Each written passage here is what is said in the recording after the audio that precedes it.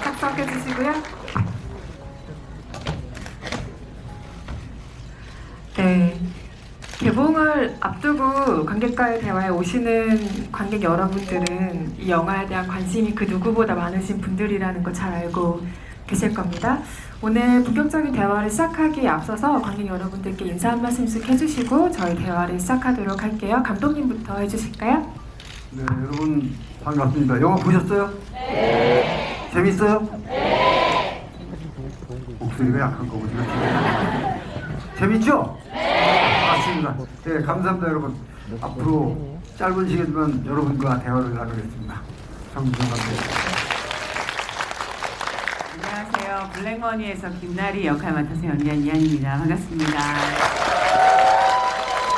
이렇게 정말 황금 주말 금요일 저녁에 이렇게 시간 내주셔서 너무 감사하다는 말씀 일단 드리고요. 찬찬히 영화에 대해서 또 캐릭터에 대해서 같이 얘기 나눠요. 네, 반갑습니다. 조진웅입니다. 이 영화를 참여할 수 있게 되어서 저는 개인적으로 참 영광이고 이 영화를 방금 보신 이 영화를 여러분들에게 선보일 수 있게 되어서 그 또한 전 참 좋은 일이 아닐까 생각이 듭니다. 앞으로 즐거운 시간 한번 만들어 봤으면 좋겠어요. 감사합니다. 네. 정재영 감독님께서 관객들에게 항상 첫 질문을 그걸로 하시더라고요. 재밌었어요? 라고 하시더라고요. 재미있는 영화를 만들고자 하셨다고 이 영화에 인터뷰를 하면서 수차례 말씀하셨는데요. 사실 감독님이 생각한 재미라는 게 뭘지 좀 궁금하긴 합니다. 그래서 먼저 이야기를 시작해볼까 하는데요. 누군가한테 요즘의 영화적인 재미라는 것은 막 굉장한 어떤 물량 공세일 수도 있을 테고요. 예를 들면 CG로 어떤 번복된 어떤 화면 같은 것들을 요즘에 어떤 스펙터클? 재미로 받아들이는 시대가 분명히 되기도 했으니까요. 누군가한테는 그런 게 재미일 거고 또 누군가한테는 아주 기본적인 스토리텔링이 재미일 거고 각자 생각하는 영화적인 재미라는 것이 좀 다른 시대인 것 같은데 감독님께서 생각하시는 재미있는 영화라는 건 어떤 거예요? 제가 이 영화에서 관객들한테 주고 싶었던 재미는 무슨 화려한 비주얼이나 큰 스펙타클 그런 게 아니고 화려한 비주얼이 이미 있다고 하시는데 그런 게 아니고 이 김나리도 이렇게 화려한 비주얼이 아니잖아요, 영화에서. 그죠? 네, 그렇듯이 그렇듯이 이 남녀 주인공이 두 사람이 썸을 타는 듯 안 타고 그러다 서로 또 배반한 것 같고 뭐 이런 분위기와 함께 이 영화가 내용이 가져다 주는 약간의 갈등과 스릴과 서스펜스 이런 것들이 관객들한테 자기도 모르게 빠져들어가서 영화를 따라왔으면 그건 재미예요. 과연 그랬는지는 뭐 여러분들이 이미 평가를 내리셨을 거니까 나는 열심히 그렇게 해보려고 노력을 했던 겁니다. 영화에서. 감독님께서 이번 영화로 추구하신 재미에 대한 이야기를 들어보았는데요. 배우들이 생각한 재미도 궁금해요. 이 블랙머니라는 영화만의 재미를 각각 배우들은 어느 지점을 찾았는지 이어서 한번 얘기 들어볼까요? 이 영화의 비주얼을 담당하고 계신 이한희 배우께서 얘기해 주시죠. 이 영화의 비주얼 담당은 장현지사 여기 우리 마크로 양민혁 도사님이신데 놀리지 마라. 존감이다. 사실 영화적인 재미, 의미가 뭐 각자 다르겠지만 저는 이 영화의 의미와 재미는 정말 세상에 빛을 봤다는 것 자체라고 생각해요. 정말 이 영화가 나올 정도로 세상이 그만큼 많이 변한 거고 또 관객분들하고 이게 어디까지 공유되고 공감할 수 있을지가 또 다른 저희의 또 다음 스텝이에요. 근데 무튼 함께 공유되고 공감한다는 것 자체가 영화의 가장 큰 힘이라고 또 생각이 드는데요. 이런 영화가 나올 수 있다는 것만으로 너무 감사하고 사실 영화적인 재미는 이게 실제 사건 또 허구의 영화적인 요소들이 가미가 돼서 있는 이야기들이다 보니까 그게 더 배가가 된 것 같아요. 실제 케이스, 정말 실제가 주는 그 사건이 갖는 무게감이란 이루 말할 수가 없잖아요. 근데 정말 실제로 이 일이 우리나라에서 있었단 말이야? 라는 것과 어디까지가 허구일지 모르는 정말 양민혁이나 사실 김나리 같은 캐릭터가 있었을 수도 있지만 사실 저희는 사실 영화적으로 캐릭터가 창조됐다고 생각해서 저희가 좀 운신의 폭이 좀 더 컸었던, 자유롭게 연기할 수 있었던 부분도 있었거든요. 근데 그런 부분들을 오가는 부분에서도 재미가 있지 않았나라는 생각이 들어요. 조준현 배우님은 블랙머니만의 재미란 무엇이라고 생각하십니까? 글쎄요, 저는 영화가 재밌던데. 괜찮았어요. 네. 뭐 저는 맨 처음에 이 금융 뭐 이런 걸 잘 모르니까. 잘 아세요? 그죠? 근데 전혀 뭐 그런 거 없죠. 저만 쫓아오시면 그지. 네. 뭐 그런 것도 재미가 될 수 있고, 하나는 비분 관계의 재미가 있었어요. 무엇이냐면 아까 한희 씨 얘기했듯이 우리나라에 저런 사건이 있었어? 일어날 수 없는 사건이고 대한민국 국민이 그걸 인지하지 못했다는 거예요. 우리만큼 뛰어난 민족이 이 사건 자체를 용납하고 있었다라는 거예요. 너무 열받아요. 이거 말도 안 되잖아요. 저 어디 무슨 부족 국가에서나 일어날 만한.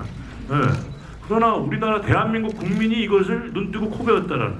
그래서 이것을 꼭 많은 분들에게 고해야 하겠다라는 약간 어떤 사명 같은 게 생겼습니다. 그것이 정지영 감독님이 가지고 있는 영화적 화법, 내가 가지고 있는 연기 화법으로 말씀하시죠. 두 사람이 재미 아닌 의미를 얘기한 것 같아요, 그죠? 네. 그게 저한테 굉장히 좀 재밌는. 중요한데 여기 이제 20대 여러분은 이 사건에 대해서 들어본 적이 별로 없을 거예요. 근데 사실은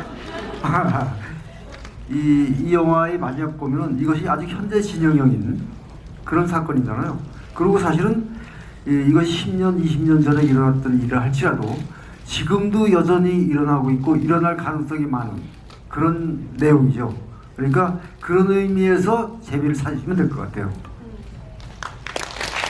영화가 담고 있는 얘기가 쉬운 얘기라고는 할 수 없을 것 같아요. 어려운 얘기죠. 근데 어려운 얘기를 어렵게 만드는 건 오히려 쉽고요. 어려운 이야기를 쉽게 만드는 건 굉장히 어려운 일이죠. 근데 이 블랙머니라는 영화가 굉장히 어려운 소재를, 그리고 우리가 잠깐 잊고 있던 혹은 인지하지 못했던 어떤 사회적인 소재를 굉장히 대중적인 필치로 속도감 있는, 어떤 장면은 좀 스릴러 같고 어떤 장면은 조금 코미디 같고 이런 식의 대중적인 화법으로 풀어냈다는 데 영화만의 재미와 의의가 있는 게 아닌가 생각이 들고요. 사실은 정지영 감독님이 이 영화의 첫 촬영 날을 어떻게 기억하고 계실지가 너무 궁금합니다. 왜냐하면 정지영 감독의 영화들을 쭉 팔로우업 하신 분들이라면 아시겠지만 남영동 1985 이후에 이 영화를 7년 만에 복귀작으로 찍으신 거거든요. 아주 오랜만에 현장에서 메가폰을 잡고 딱 감독석에 앉았던 그 날의 기분 어떻게 기억하고 계세요?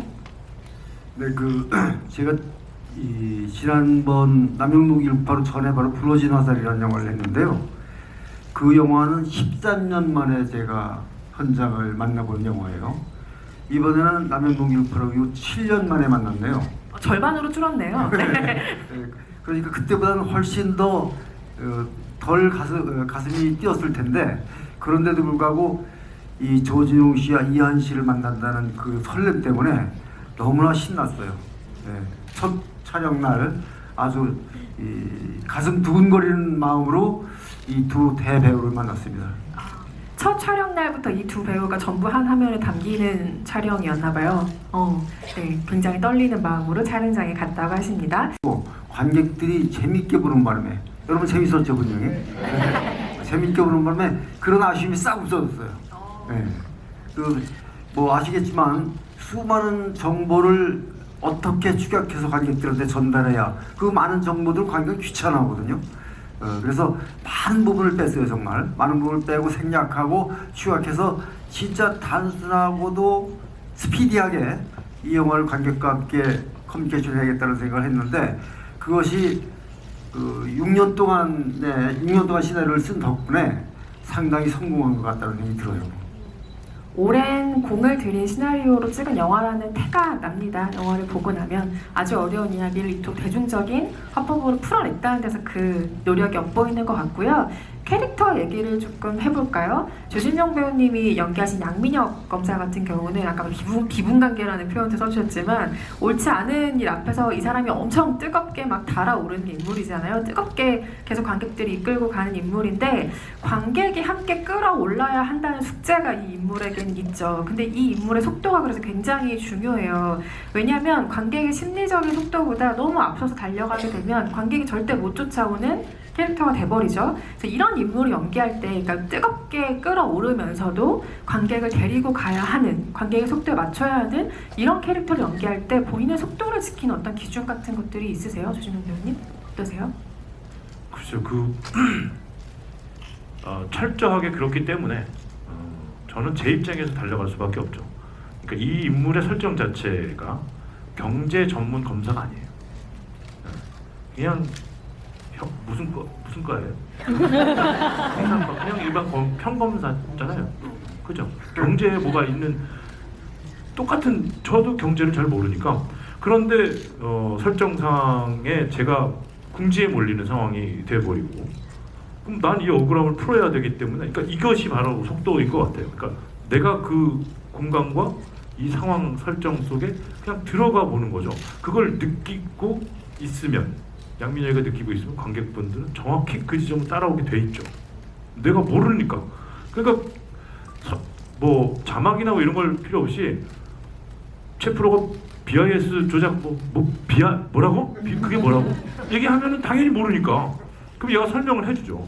그게 당위성 있게 흘러가게 되는 거죠. 그래서 아마 저는 그런 속도의 어떤 인식보다도 양민혁 그러니까 제가 이 상황 속에서 어떻게 반응하고 어떻게 그 나의 어떤 온도가 화학적으로 반응을 하느냐 거기에 아주 철저하게 조금 이렇게 뭐라 그래야 되지 좀 진정성 있게 다가가는 그것이 가장 큰 주안점이지 않았나 그렇게 생각이 들어요. 조진우 배우가 연기할 때 어떤 속도감 같은 것들이 중요했다면 이한희 배우가 연기하신 김나리 변호사 같은 경우는 심리적인 디테일이 중요한 인물이 아니었을까 싶어요. 아까 뭐 초장에 저희가 우스갯소리로 뭐 비주얼이다 이 영화의 뭐 비주얼이 이한희 배우 이런 말을 했지만 사실 그 표현을 이 캐릭터에 쓰는 건 굉장히 신뢰되는 말이죠. 굉장히 전문적인 여성이고 주체적인 여성 캐릭터를 연기하셨는데요. 이 정지영 감독님이 김나리 변호사를 이렇게 표현을 하시더라고요. 건전한 보수적 사고를 지닌 엘리트 이렇게 설명하셨어요. 근데 동시에 저는 사건이 진행될수록 이 캐릭터가 자기의 선택이 아니고 그러니까 자기가 선택한 건 되게 옳은 자기가 생각할 때 옳은 일들인데 주변의 상황 때문에 자꾸 자존심에 상처 입을 일들이 생기는 캐릭터라고 생각을 했거든요. 예를 들면 물론 본인이 어떤 행한 일의 결과이기도 하지만 장례식장의 상황 같은 것들을 생각해보면 이 사람이 경제통상 전문가로서 굉장히 자존심이 구겨질 만한 어떤 상황이기도 하죠. 그래서 그런 심리적인 디테일의 변화들이 김나리 변호사에게는 굉장히 중요한 표현이었을 것 같은데요. 그 어떤 디테일들로 지금 그 심리적인 일어나는 변화 같은 것들을 표현하려고 하셨던 것 같아요. 근데 사실 진웅 오라버니 말씀하신 것처럼 저희가 그 캐릭터 시나리오 안에 있는 캐릭터의 디테일을 그냥 들어가서 가도 무리가 없을 정도로 거의 굉장히 시나리오가 처음부터 받았을 때부터 탄탄했어요. 그래서 야 이거는 진짜 요대로만 더도 덜고 말고 진짜 김나리가 갖고 있는 이 캐릭터 이 씬에 있는 충실하게만 내가 들어가면 이 디테일을 살릴 수 있겠다라는 어떤 생각이 들었기 때문에 또 제가 이 영화에 함께 참여할 수 있었던 것 같아요. 어떨 때는 그게 되게 명확하지가 않을 때가 있거든요. 제가 이게 캐릭터의 씬을 봐도 도대체 여기서 뭐 어떻게 해야 좋을까라고 계속 곱씹어야 되는 대본이 있는가 하면 이것처럼 굉장히 명확하게 내가 어떤 상태고 어떤 외부의 압력을 해서 어떤 리액션이 나오겠다라는 게 너무 명확한 그런 대본은 사실 배우들한테 있어서는 더 적극적으로 움직이게 하고 더 적극적으로 연기할 수 있게 해주는 것 같아요. 그래서 매 씬마다 사실은 조금씩 이렇게 나리의 변화나 심리적인 상태들이 조금씩 쌓이면서 이제 공조도 저렇게 정말 말씀하신 것처럼 보수 엘리트 어떤 집단에 속해 있는 사람이 공조를 하기까지의 그런 그 무리가 나중에 없을 정도로 그게 한 씬 한 씬이 쌓여서 결국에는 공조를 갈 수 있었던 것 같거든요. 그래서 사실 뭐 제가 디테일을 할 수 있었던 건 결국에는 대본에 있었던 그 씬의 충실함이었던 것 같아요.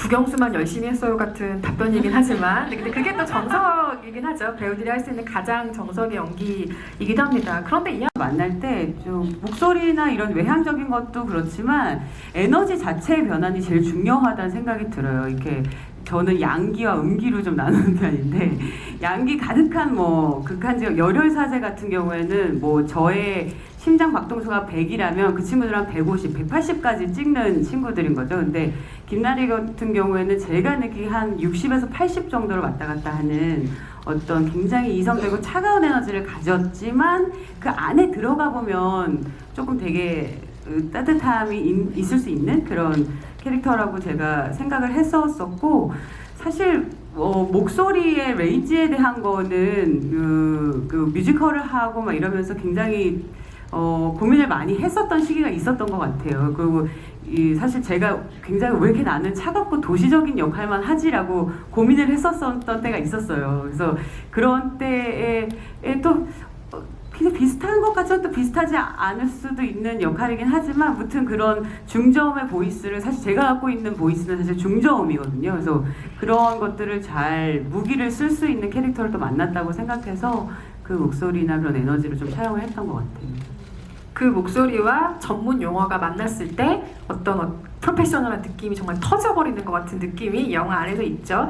두 배우 모두 굉장히 어려운 용어들을 소화를 하셨어요. 물론 조진웅 배우가 연기한 양민혁 검사는 모르는 단어를 그냥 눈치고 넘어가는 어떤 기질이 있는 캐릭터이기도 하지만 어쨌든 대사의 전문 용어들이 많은 만큼 이게 입에 붙기 위해서 계속 노력하는 과정도 사실은 두 배우에게 굉장히 중요했을 것 같은데요. 대사 자체나 혹은 그 표현하는 데 있어서 좀 가장 애를 먹었던 장면이 기억나는 게 있으세요? 두 분 어떤 게 있으실까요? 저요. 저는 이제 인물들 뭐 나열하고 뭐 그런 게 조금 그러니까 되게 국어책 같다라는 생각이 들어가지고 뭐 예를 들어 이한이 너 이리 와봐 이렇게 할 수도 있는 건데 이한이 경제통상 김국정 이 뭔가 리듬도 안 맞는 것 같고 그런데 이걸 어떻게 굉장히 좀 자연스럽게 전달을 해야 하나? 예. 근데 답이 없더라고요. 그거는 정말 못하겠었어요. 그래서 이건 정말 스트레이트하게 자막처럼 더 곱씹는 것이 훨씬 더 중요하겠구나 그렇게 했는데 감독님께서 뭐 오케이 하셔가지고 잘 넘어갔다. 이한희 배우님은 어떤 장면에 좀 애를 먹었던 기억이 있으세요? 그 나리 같은 경우에는 이제 정확하게 정보를 관객들한테 전달해야 되는 대사들도 굉장히 많았어요. 그래서 그런 것들을 하면서도 그 캐릭터가 그 대사 안에 갇히지 않기 위해서 열어야 되는 작업 그 두 가지가 같이 공존을 했어야 돼서 그게 굉장히 톤 잡기가 조금 힘들었던 것 같아요. 만약에 뭐 오빠 밥 먹었어요?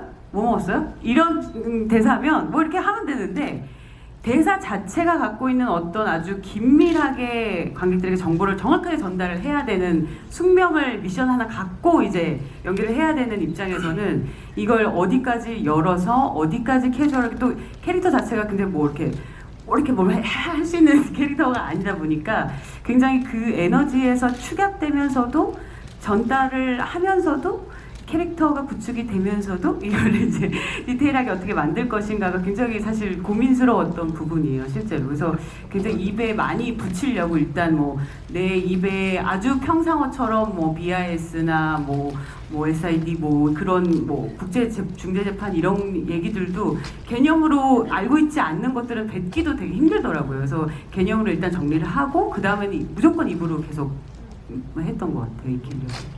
이때 영화가 쓸 수 있는 가장 단순한 방법은 자막이거든요. 그러니까 배우가 어떤 대사를 하고 있을 때 그 관련된 용어들을 자막으로 정리해주는 방식이 가장 좀 일반적으로 쓰이는 방식이긴 하죠. 근데 감독님도 그 자막을 고민하셨다가 결국엔 쓰지 않으신 선택을 하셨죠. 결과적으로는 네, 어떤 생각에서 그러셨어요? 전문 경제 용어가 나오고 그러니까 이 관객들이 어려울 것이다. 그래서 그 어려우면 자막 처리를 하는 게 어떠냐라는 의견들이 나왔었어요. 저도 고민을 했고. 근데 그 자막 처리가 나오는 순간 그 리듬은 깨지죠. 관객들은 그걸 읽어야 되고 알아야 되니까. 그 리듬은 깨질 뿐더 그 순간에 이 리얼리티가 다 무너져요. 그래서 이거 그렇지 않고 하는 방법, 그렇지 않고 관객들이 이해하는 방법은 없을까? 그래서 양력이라는 캐릭터가 자기도 모르니까 되물어요. 예? 그러면서 관객과 함께 올랐던 것을 또 깨닫고 이런 방법으로 가면서 사실은 그 양민혁이라는 캐릭터가 이 영화를 자막 없이 처리하게 만들어준 거예요. 제가 볼 생각은. 애초부터 양민혁 검사는 약간 이런 표현이 너무 미안하지만 구멍이 좀 있는 캐릭터였나요? 처음 애초에 기획하실 때부터? 네. 그러니까 양민혁이라는 인물을 만들기 위해서 상당히 고민을 많이 했던 건데 말하자면은 이 사건의 내막을 사건을 추적하는 거니까 뭐 신문 기자일 수 있고 그죠? 그다음에 은행 관계자일 수가 있을 거예요. 그 변호사 그러니까 이 영화에 나오는 그 인권 변호사라는 사람 그 사람이 주인공일 수도 있죠. 그런데 그런 고민을 하다가 검사인데 다만 경제 전문 검사가 아니고 일반 검사가 자기도 의도치 않게 이 사건과 맞는다. 그러면 관객과 똑같은 입장에서 사건을 풀어갈 수 있지 않겠는가. 그래서 양민혁이라는 인물이 창조된 겁니다. 그렇기도 하고 어떤 내부자의 지위를 가질 수 있다는 그렇죠. 점에서도 네. 수사에 굉장히 중요한 역할을 하는 캐릭터이기도 하죠. 처음에 정지영 감독님과 이 두 배우가 블랙머니라는 영화를 만든다고 했을 때 솔직히 저는 굉장히 의외였어요. 왜냐면 한 번도 머릿속으로 생각해 본 적이 없는 조합이라고 해야 될까요? 그 굉장히 유명한 세계사적으로 유명한 다르덴 형제라는 형제 감독이 있죠. 그 형제 감독은 절대로 스타 배우와 영화를 찍지 않기로 유명합니다. 배우 경력이 없는 사람들과 작업을 하는 걸로 오히려 유명한데요. 다른 형제가 마리온 꼬띠아르라는 굉장히 유명한 프랑스 배우와 작업을 한 적이 있어요. 그 기분이었어요. 정지영 감독이 이 스타 배우들과 작업을 한다라는 건 그런 정도의 어떤 신선한 자극을 저에게 주었던 것 같은데요. 말로 이렇게 조진웅, 이한이 이런 스타와 만들어야 된다는 생각을 했어요. 저는. 왜 그러냐면 우리 스타야? 어렵잖아요. 너무 환영하다. 내용이 어렵잖아요. 관객과 같이 밀접하게 다가가야 되니까 만약에 여기에 이제 이런 이거 말하자면 문제작이라고 할까? 내용이 문제적 내용이잖아요. 예, 그런 이야기일수록 이런 스타 배우들이 잘 안 붙어요. 어려우니까. 저 상업 영화 아니야 이렇게 되거든. 근데 이런 분들이 붙어야 이 영화가 관객과 쉽게 소통한다. 이런 생각 때문에 꼭 이렇게 캐스팅을 해야 됐습니다. 저는. 제 입장에서는. 쉬운 풀이, 재미 같은 것들을 계속해서 염두를 해주셨던 것 같아요. 두 배우분들은 어떠셨어요? 정지영 감독님과의 작업이요? 어떤 점에서 좀 신선한 자극이 드셨나요? 일단은 뭐 함께 할 수 있다는 것만으로도 굉장한 영광이었었고요. 그리고 제 입장에서도 이런 영화, 이런 스토리이기 때문에 조금 더 대중하고 제가 가장 친근할 때 이 영화를 만났어요. 그 극한 직업과 열혈사제가 바로 끝나자마자 이 영화를 시작했는데 이때를 위해서 또 이렇게 준비된 게 아닐까라는 생각이 들 정도로 저한테도 이 스토리를 만났을 때 어떤 그런 이거 조금 그래도 대중하고 많이 친해져 있을 때 이 영화를 하면 대중분들이 조금 더 편안하게 보실 수 있지 않을까라는 저에게도 그런 기대감이 좀 있었던 것 같아요. 그리고 제가 조금이라도 정말 지나가는 행인 일이라도 이 영화는 함께하고 싶다는 생각이 들었었던 작업이었었기 때문에 정말 너무 기꺼이 영광스럽게 작업을 시작했던 것 같아요. 저도 비슷합니다. 네. 어쨌든 정지영 감독님과 함께 작업을 할 수 있다는 것, 저 배우로서는 지금 같이 작업을 하는 모든 배우들이 아마 그렇게 느끼지 않을까 싶고, 그런데 거기에 감독님이 가지신 굉장히 그런 캐주얼한 아마 단언컨대 저보다는 더 캐주얼하십니다. 그리고 처음에 뵀을 때 사실은 저와 오랜 시간 같이 영화를 했던 이종호 PD님, 저는 영화를 선택하는 기준은 사람입니다. 종호 형님이 이렇게 이런 작업인데 이 시나리오 한번 읽어볼래요. 해서 읽어봤더니 충분히 나의 이 합법으로 얘기를 꼭 고했으면 좋겠다. 고발하고 싶다. 그래서 감독님과 처음 미팅을 했는데 그때 전 많이 놀랐고 뭐랄까 하얀 전쟁, 남북은, 이야. 근데 저는 처음에 감독님 뵙자마자 그런 말씀드렸어요. 하얀 전쟁 얘기하시면 전 여기서 한마디도 못합니다. 그런 대가의 모습으로 명장의 모습으로 저에게 말씀하시면 저는 이 작품에 대해서 얘기를 한마디도 못할 것 같습니다. 그랬더니 안 하려고 그랬는데 그래서 정말 정말 대화 재밌었어요. 그래서 이 영화가 아주 스트레이트하게 관객들에게 직진할 수 있겠구나. 그래서 갔더니 현장에 뭐 감독은 메가폰 잡고 한 번 안 앉으세요. 모니터 확인할 때 빼고는 계속 현장에 뛰어다니시고 무전을 잘 안 믿으시나 봐. 뭔가 걸러서 소통을 하면 뭔가 걸러지는 느낌이라 본인이 가세요. 가셔서 얘기를 하시고 그리고 항상 상의를 하고 모든 사람이 얘기를 듣고. 그래서 저는 완성형된 감독님과의 어떤 작업에서 그런 시너지를 굉장히 많이 받았던 것 같습니다. 감사합니다.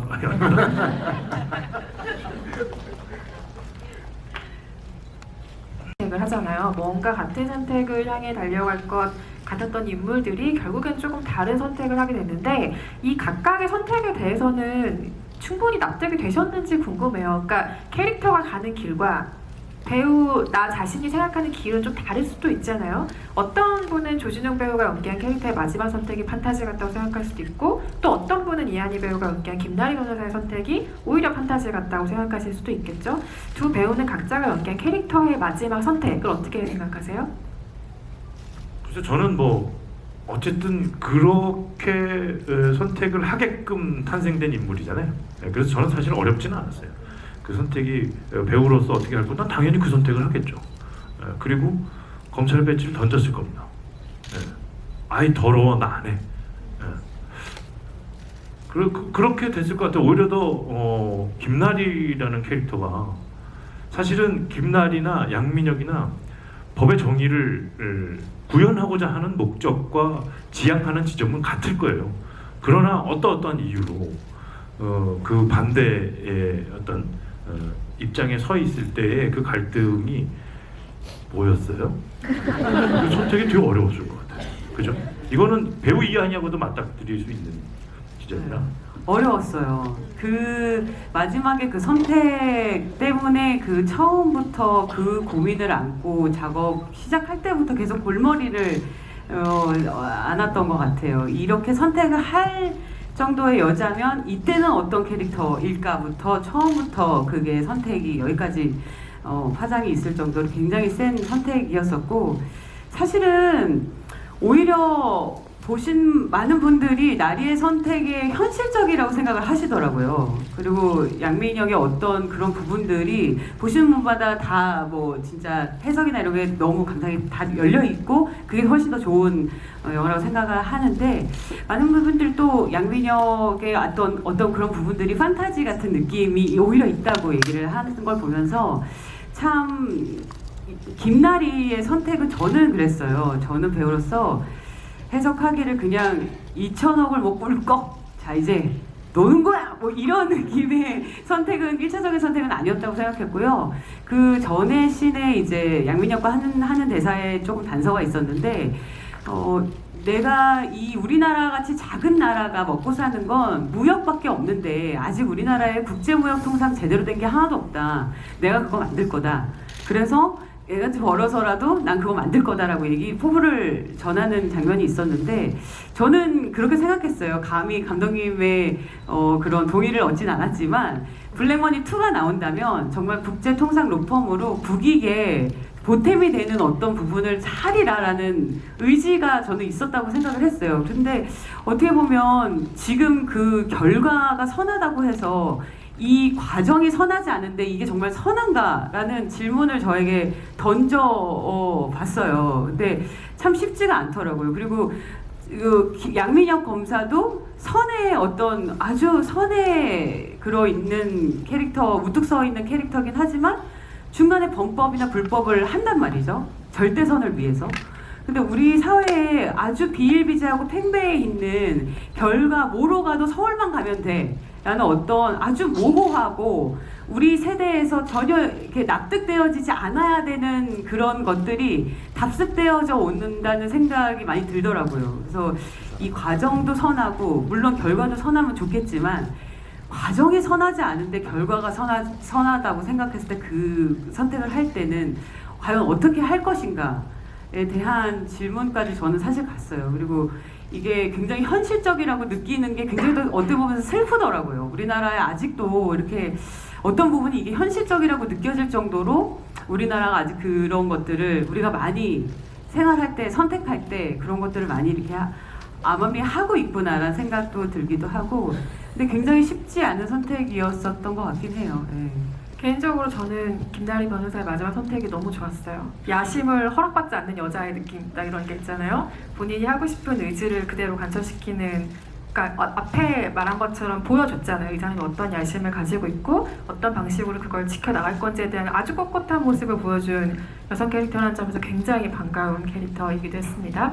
재미있는 얘기를 들었어요. 이한희 배우가 감독님한테 이 얘기 왜 하려고 하세요? 라고 했더니 이거 안 하면 잠이 안 와 이러셨대요. 그러니까 잠이 안 올 만큼 하고 싶은 이야기라는 게 감독한테 뭘까 이런 생각을 하게 했었는데, 지금껏 감독님이 만드신 영화들을 쭉 보면 무언가 대중적인 호흡으로 사회적인 어딘가를 찌를 수 있는 이야기를 만들 때 잠이 안 오고 너무 떨리고 너무 즐겁고 이렇게 필모그래피에서는 보이거든요. 근데 감독님이 생각하시는 잠이 안 올 만큼 이 영화를 꼭 만들고 싶다 하는 건 어떤 이야기들인 것 같으세요?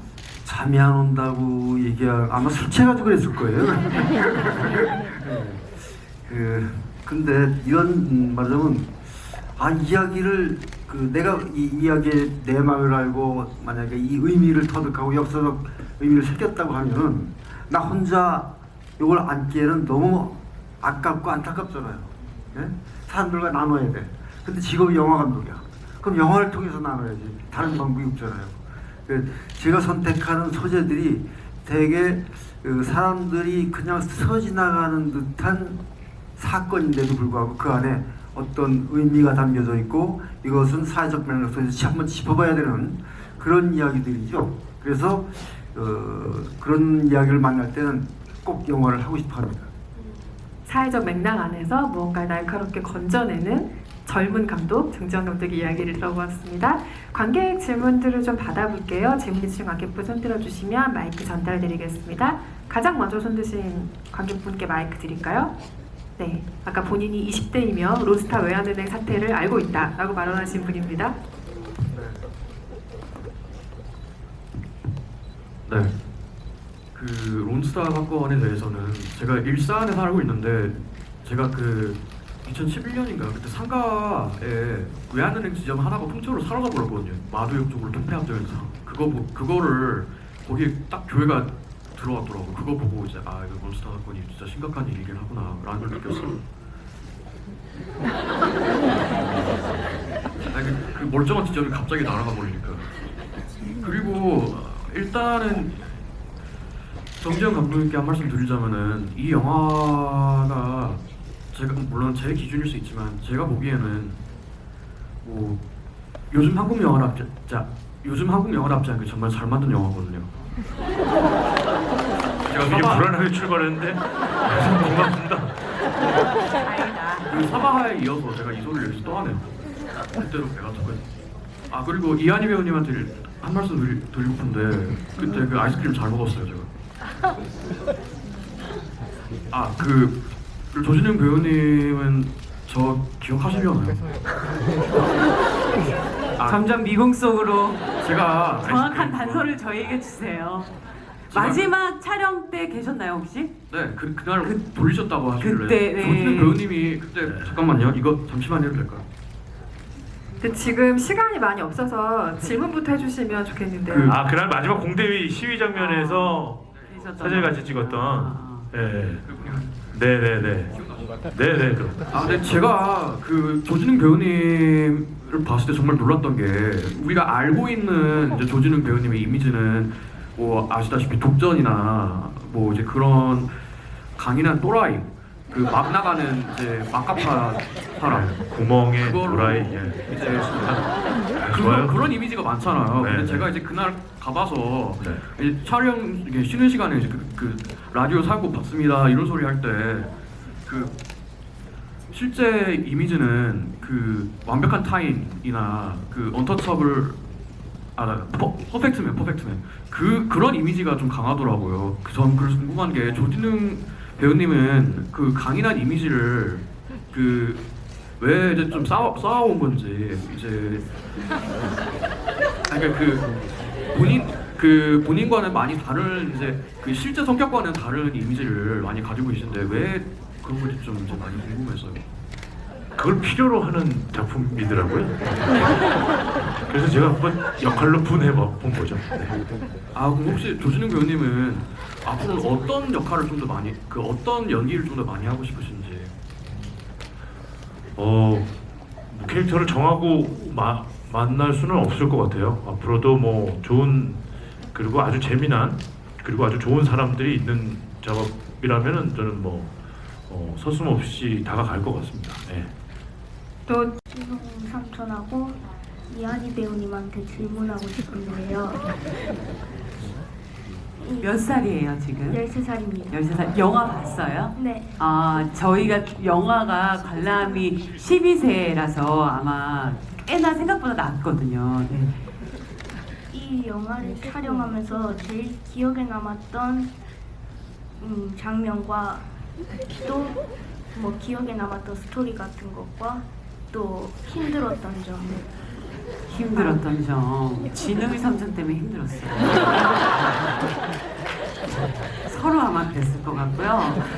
마지막 장면, 저는 사실 그 형법을 우리가 알면서 살진 않잖아요, 평소에. 근데 형법 234조를 강하게 선언문처럼 낭독을 하는 양민혁 검사의 그 마지막 장면이 이 블랙머니의 정말 백미라는 생각이 들거든요. 결국에 이 영화가 하고자 하는 아주 강인한 메시지, 그 속살 같은 게 그 마지막 선언 같은 거라고 생각하는데 정말 그거를 아주 담담하게 누르려고 강인하게 얘기하려고 해도 비집비집고 나오는 그 어떤 보는 사람도 저도 그냥 단순히 너 되게 억울하다, 뭐 화가 난다, 슬프다 이런 단순한 구조의 감정이 아니라 굉장히 복합적인 게 이렇게 쑥 올라오더라고요. 그래서 저도 양민혁 검사를 보면서도 도대체 내가 이 치밀어 오르는 건 도대체 뭐지?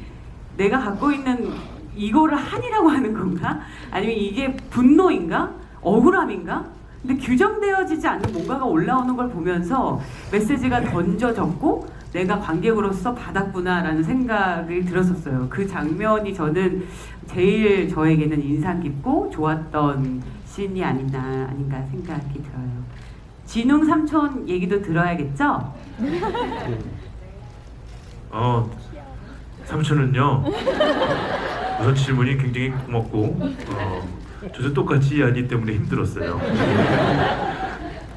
딱 그런 느낌이에요. 우리 한희 씨는 여동생인데 오빠를 이기는 여동생 있죠.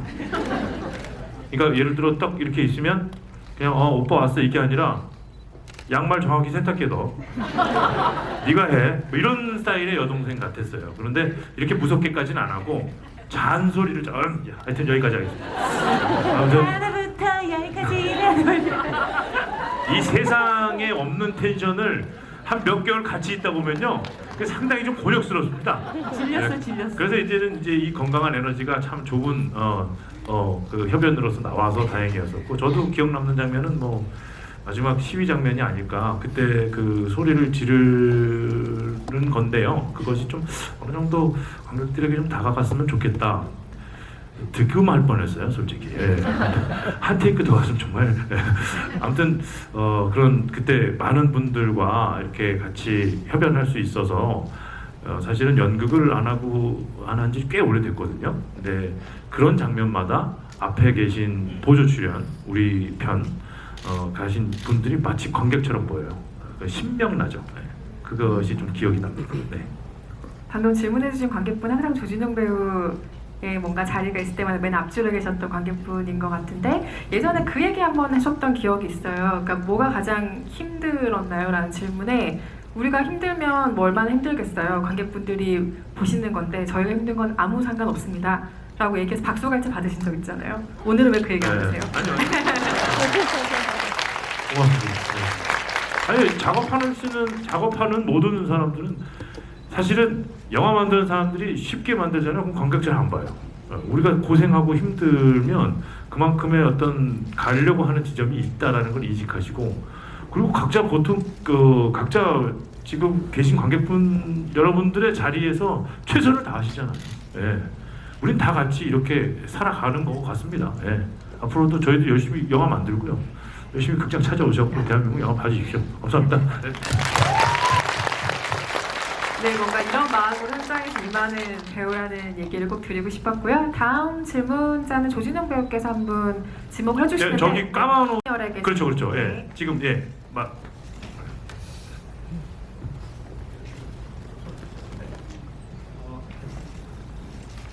저 조진훈 배우님 4년 전에 저희 학교에서 뵌 적이 있었거든요. 동아방송 예술대학교 그때 아가씨 촬영한 디바 세트. 네. 네. 그때 인사드리려고 갔는데 제가 수업 중이어가지고 인사를 못 드렸던 기억이 나요. 그래가지고 조진훈 배우님께 드리고 싶은 말씀은 그동안 좀 센 역할을 많이 해오셨잖아요. 근데 이번엔 네. 좀 부드러운 인상을 가진 그런 검사 역할을 맡으셨잖아요. 좀 네. 다를 것 같은데 어떻게 연기를 하셨는지, 그리고 또한 어려움이 없었는지 궁금하고, 한희 배우님은 제가 극한 직업 무대 인사 3번 정도 갔었거든요. 한희 배우님께서는 천만 배우 요번에 등극하셨잖아요. 근데 이 작품 하시면서 좀 약간 천만 배우라 약간 무게감이 있었을 것 같은데 어떠셨는지 궁금합니다. 변호사라고 하신 다음에 본인의 뺨을 치셔가지고 너무 놀랐어요. 예. 천천히 질문해도 괜찮습니다. 제가 이번에 검사 역할을 했었는데, 사실 저는 검사라는 그런 특정 직업에 대한 그 부분은 조금 따로 생각을 했었어요. 왜 그러냐면 아까 감독님께서 말씀하셨듯이 평검사입니다. 경제 부분에 대해서 전혀 인식을 잘은 모르는, 그러니까 관객 여러분들과의 경제, 금융 그런 수준들이 비슷할 것, 관심이 없으니까요. 그런데 그걸 알아가면서 관객들의 어떤 시선들을 제가 꼭 쫓아가게 하는데, 가장 중요한 포인트는 뭐냐면, 이 친구가 예전의 캐릭터, 뭐 시그널이라든지 뭐 이런 데는 들이받고 아파버리는 캐릭터가 아니에요. 상당히 지성적이고 굉장히 이성적으로 이 상황을 판단하고 파헤쳐 나갑니다. 그렇기 때문에 관객분들은 저를 쫓아오시다 보면은 결국 이 사건에 대해서 굉장히 객관적으로 이 사건을 바라볼 수 있게 되는 지점이 있었어요. 양민혁이는 그런 느낌에서 또 화자 같은 역할을 하기도 합니다. 네, 거기에 아마 포인트가 있었을 것 같아요. 그거를 또 지키기 위해서 작업을 해 나가는 그런 과정이 사실은 쉽지는 않았습니다. 네. 너무 감사하죠. 천만 배우라는 게 참 감사한데요. 사실 천만 배우가 제가 잘해서 천만 배우가 아닌 거를 이제 너무 아는 나이인가 봐요. 그래서 너무 그 타이틀이 너무 감사하지만 제가 갖기에는 너무 큰 타이틀이라 빨리 사실은 잊어버리려고 해요. 오히려 안 좋은 일도 그렇고 너무 좋은 일도 감사하지만 빨리 어떻게 보면 턴다고 얘기를 하면 조금 조심스러울 수도 있는데, 아무튼 빨리, 그러고 지금 오늘의 나와 앞으로 작품 배우 이한이로서 가야 할 길이 훨씬 많은, 아직은 병아리 같은 배우라고 생각을 하고 있기 때문에 아직은 옛날에 그런, 지금도 벌써 옛날이 된 게 너무 서운하지만 이렇게 앞으로 해나가야 할 작업과 지금 나한테 있는 작업들에 조금 더 집중하고 하려고 해요. 그 무게감은 늘 있겠지만 그래도 너무 감사하지만 또 새로운 작업에 더 열심히 하는 게 보답이라고 생각을 하면서 그러고 있어요. 우리도 바라볼 때 너무 천만 배우라는 수식의 이 배우의 활동을 가두지 않도록 많은 열린 마음으로 대한민국의 지켜봤으면 많은 좋겠어요. 배우들이, 모든 배우들이 그럴 거예요. 천만 배우 됐다고 우쭐하거나 그런 배우는 전혀 없을걸요. 오히려 더 다음 영화가 부담스러우면 부담스러웠지. 예. 왜냐면 거기에 대해서 야, 나 천만 배우야, 견장 보여? 이런 배우 대한민국에 1도 없을 거예요. 예, 그걸 믿어주세요. 예. 네, 마지막 질문 받아볼 제가 찾아보니까 그 국악도 전공을 하셨는데 그 국악 관련 영화도 한 편 찍고 싶다 이런 얘기를 하셨어요. 그 혹시 국악 영화도 혹시 출연하시면 어떤 국악 영화도 혹시 찍으시려면 혹시 나가고 싶으신지 그거 하나랑 그 영화도 혹시 지금 준비 중인 걸로 알고 있거든요. 그 영화도 혹시 어떤 영화인지 궁금합니다. 지금 국악 영화 하면 너무 좋겠죠. 예, 제가 4살 때부터 어머니 뱃속부터 사실은 악기를 듣고 4살 때부터 나오자마자 거의 뭐 장구를 이렇게 차면서 장난감이 그런 거였거든요. 줄 끊고 막 이러면서. 그래서 저한테 너무 익숙하고 또 국악의 참 장점은 이렇게 악기를 하지만 춤과 노래를 같이 시킨다는 거였던 것 같아요. 그래서 종합예술 형태로 그렇게 했기 때문에 제가 배우가 되는데 굉장히 큰 자산이 되기도 했었던 터라 사실은 중국 배우들처럼 공리나 장찌처럼 그런 어떤 아주 전통적인 베이스에서 배우가 탄생하는 그런 자양분들이 너무 부러울 때가 많이 있어요. 그래서 그런 부분들이 좀 이렇게 지금은 좀 우리나라에 많이 끊겨져 있는 것도 사실이거든요. 그래서 그런 부분을 좀 있는 매개체가 되고 싶다는 생각도 들고 또 직접적으로는 그렇게 어떤 탤런트를 직접적으로 쓸 수 있는 하면 좋겠다는 생각을 많이 할 때도 있어요. 이게 역적이라는 드라마에서 장녹수라는 캐릭터를 맡았을 때 이때를 위해서 그렇게 오랫동안 준비했나 할 정도로 그런 캐릭터를 만나서 신나게 했었는데 영화하면 훨씬 더 신나게 준비할 수 있을 것 같아요. 훨씬 더 오랜 시간을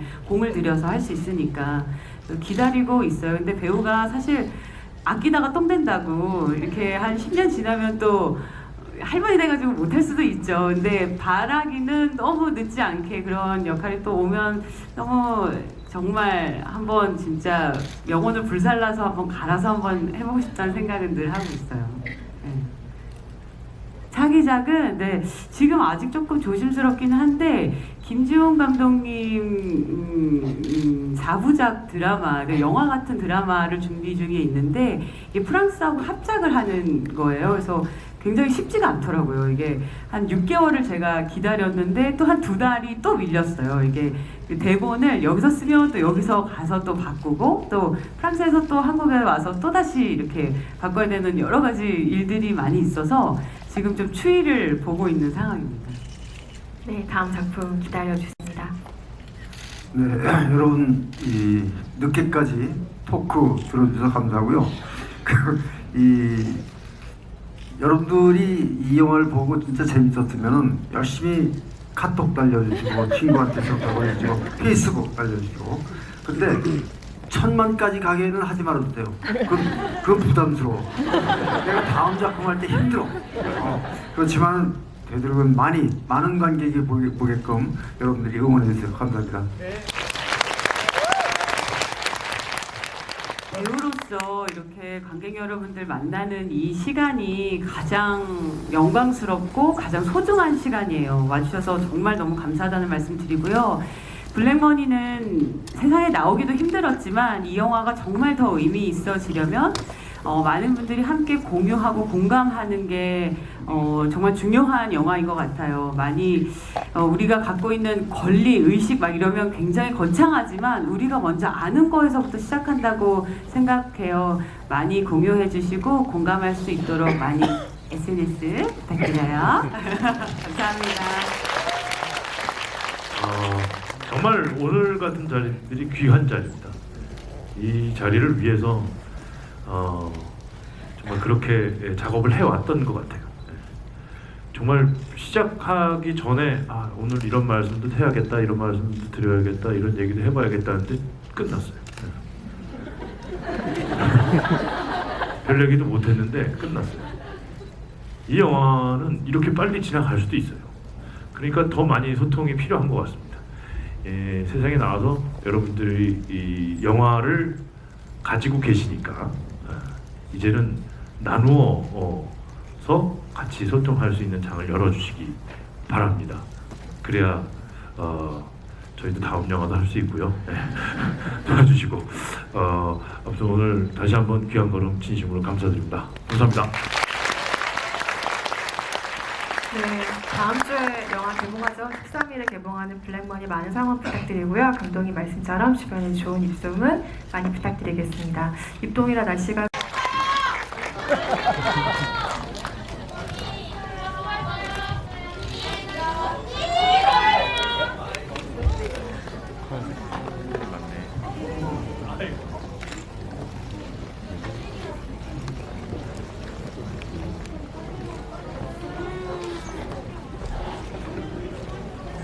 많은 소리, 고마워만 하면 잊어버리겠지.